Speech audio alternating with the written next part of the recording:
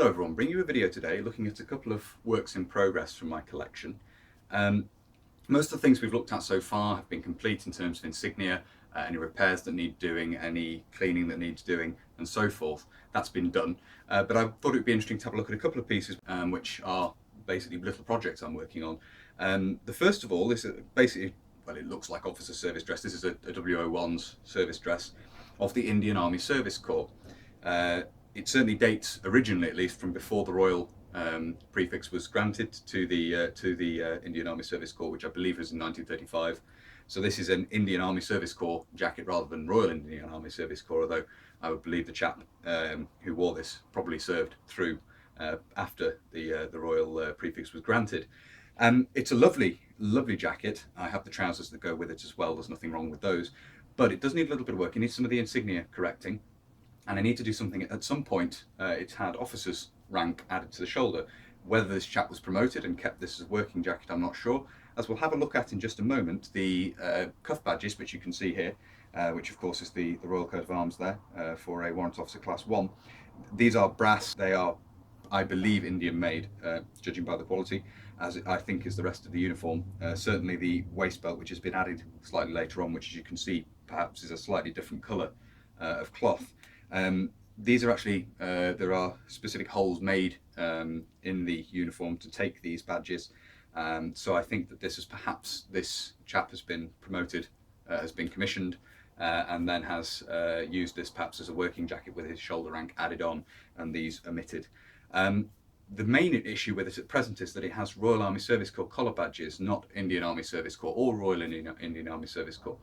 So that's something I'm looking out for, as a set of Indian Army Service Corps collar badges.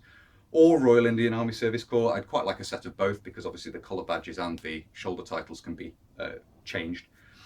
It's a really nice uniform. Unfortunately, I've not been able to find any name or anything in it. Obviously, he was a great war veteran. You can see here the 1415 Star, the War Medal, the Victory Medal, and then I believe that is the Long Service and Good Conduct Medal, instituted in 1930, I think. It's a deep burgundy with white on each side. I believe that's the medal ribbon for that. And as I say, the main thing is to get the insignia right. So that's a little project I've got on the go at the moment. I just need to keep reminding myself that I need to do it, because this isn't obviously something that you can wear very regularly. I do fit in it just.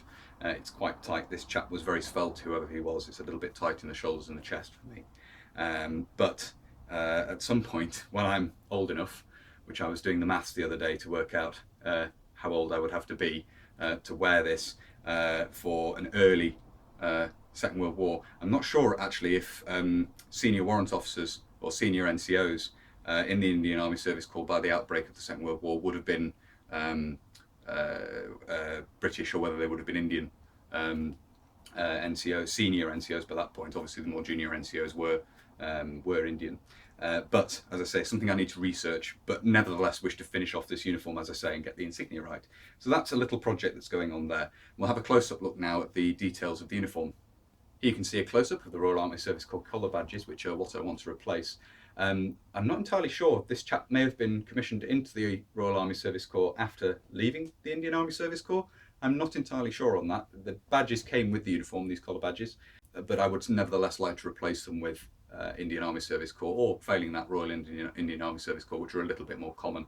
Here you can see one of the cuff rank badges, the Warrant Officer Class 1 rank badges, which as you can see is the Royal Coat of Arms.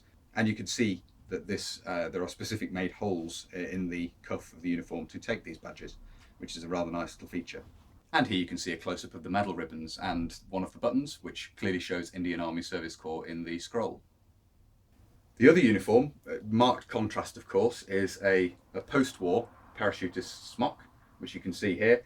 The post-war adaptation of the camouflage, the brushstroke camouflage. The colours are somewhat different from the wartime and immediate post-war examples. So this is, I guess, late 60s, 70s, probably 70s. I can't remember the contract number in this, but I will actually have to look that up and try and put a date to it. But anyway, from that period. And someone has used it as an overall, essentially, for painting, as you can see. I bought this off a chap who I know on Facebook, who had been using it, basically the idea being of Northern Ireland immediate post being having a lot of paint lobbed at you, which was something which happened, to get away with this. But I'm trying to reduce the effect of the paint spatter. Now, hopefully you can see a bit of contrast. This side I've very carefully scraped and used a scouring pad to try and pull the paint out of the weave of the fabric. Paint stripper, not really a good idea on the cloth for a start, but B, it also, when paint's very heavily dried on like this, I think it's emulsion type paint, doesn't seem to be very effective, nitromorse, that sort of thing. But on this far side, if I just move this around slightly here, you can see we still have all the paint and everything. I haven't really started on this side of the uniform, and I've just noticed a bit on the sleeve I've missed here, which I need to have another go at. But hopefully you can see a little bit of a contrast between this side and this side of the uniform. And I say, a nice little restoration job. This wasn't expensive because of the paint, and therefore if I can get it back to something of a wearable condition, with the paint at least fading in with maybe the blotches where the camouflage, you know, if the different tones of brown and so forth, if it looks faded and a little bit spattered as opposed to big white blobs, I'll be happy, and I'll be happy to wear it. Hopefully I'll have at least wearable by this coming weekend, which is a little sneak peek of something that's coming up this weekend, and I'll take it with me and get some photographs.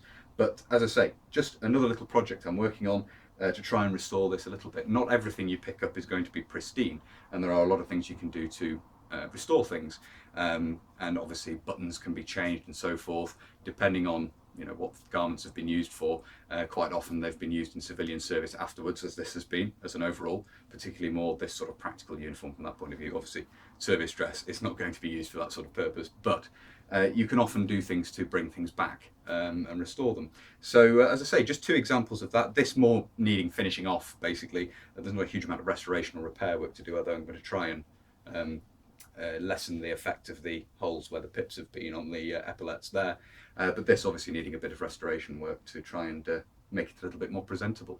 So there we are, just two examples of that. I hope you found it interesting. I just thought it would be something a little bit different from the normal stuff I've done on the channel, and a look at a couple of items from the collection which aren't as yet where I would like them to be.